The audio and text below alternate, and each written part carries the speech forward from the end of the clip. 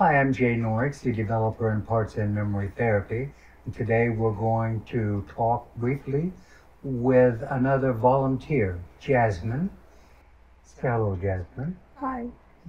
And Jasmine is also a therapist. In this case, Jasmine acknowledges that her PMS is disturbing enough that it affects her life, her career, her relationship, which makes the condition PMDD. She scored the highest of any of my volunteers so far on my PMS PMDD questionnaire. So could you briefly tell us the results so far of our 3 questionnaires? Yes, on day 21 in October, I scored a 69, very high. After our session on the same day, day 21, my score went down to a 25. Okay. And now today, at the beginning of session, my beginning score is a 15. All right. That's amazing changes. We hope they'll continue. I noticed on your scoring that you give yourself the highest score on current depression. Yes. So let's see if we can work on that. And we'll begin by doing the bridge, in which you focus on the depressed feeling, wherever you feel it, and then as you stay connected to it, let your mind float back in time to the very earliest disturbing memory of any kind that comes up. I was 15. My mother, they diagnosed her with epilepsy and bipolar. And the doctors told us that she was one seizure away from being just a vegetable. And that she wouldn't live to see my little brother's 15th birthday. He was 9 at the time. It's the first time I just felt that overwhelming sadness. I just felt hopeless. Can you see yourself there from outside yourself? Good, good. Can you see yourself well enough to see how you're dressed on this occasion at 15? Typical jeans and t-shirt.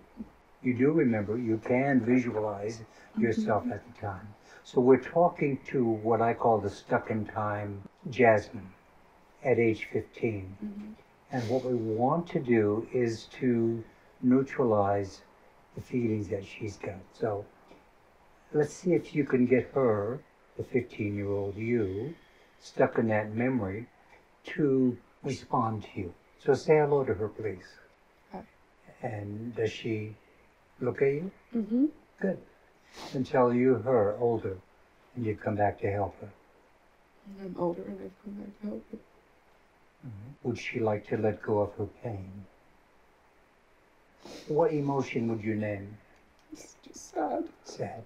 So we're going to neutralize her sadness, and we can do that with any kind of intervention that you can visualize. You can flush the emotion down the toilet, or you can wash it away with water, or blow it away in the wind, or burn it up in fire. What would you like to use? Burn it up in fire.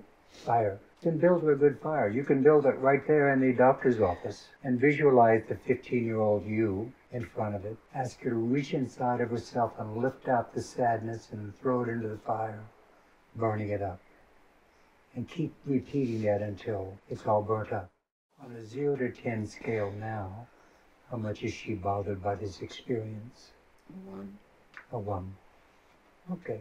Does she know why it's a 1 but not a 0? Responsibility attached to the sadness. So it's a kind of burden ahead. So she doesn't have control over that, but she has control over her emotions. So ask her, we've got the fire going, to lift out that burden of responsibility and burn that up too. Is it okay if we get into the fire? Of course, it won't hurt her. Okay. Just jump in. Sure.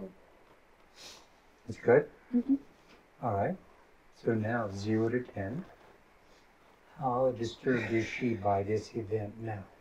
A 0. She's a 0. Great. Good job. And what about you? Are you also at a 0 for that? Yes, for that. Yeah. It's right around the same time I did try to commit suicide. You did. Maybe we should deal with that too. It was nighttime. My mom had left with my brothers to do something. I was at home alone. I wanted to go, but I was told no. So I was at home alone. Just an overwhelming feeling of sadness, and I pulled out I think it was Tylenol with codeine. I don't remember how many I took. And then can you see yourself well enough to see what you were wearing then? Just dark clothes. I don't Okay. know exactly. It was house clothes, but dark clothes. Dark clothes. And can you see how your hair was fixed? It was messy. And then say hello to that 15-year-old who feels so alone that she wants to die. And ask her if she would like you to help her. She wants help. Okay. Can you name the emotion that she's feeling? A mixture of sadness and frustration.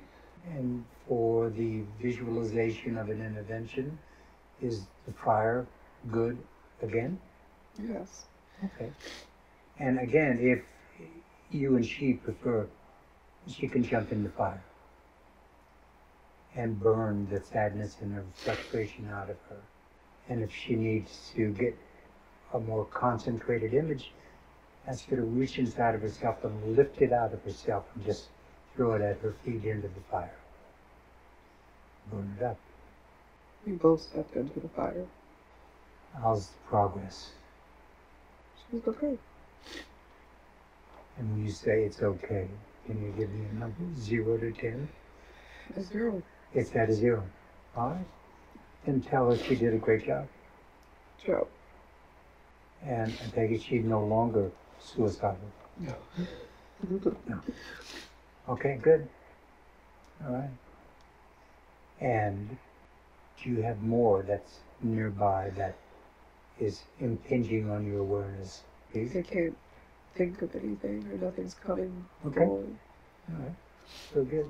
On the questionnaire, you can answer 0, 1, 2, and 3, 3 being the most extreme, that you feel a symptom right now. Mm-hmm. You gave yourself a 3, extreme depression when you came in. Yes. And what is it now? I don't really feel anything. You're 0. Yes. All right. So, Jasmine had just filled out the questionnaire in which there are 27 symptoms. And when she began today, she was at, what was that number, 15? 15, yeah. Which is pretty low, just right on the borderline of being able to call it PMS. But now, after doing this intervention with 2 memories that had to do with depression, her score is 1.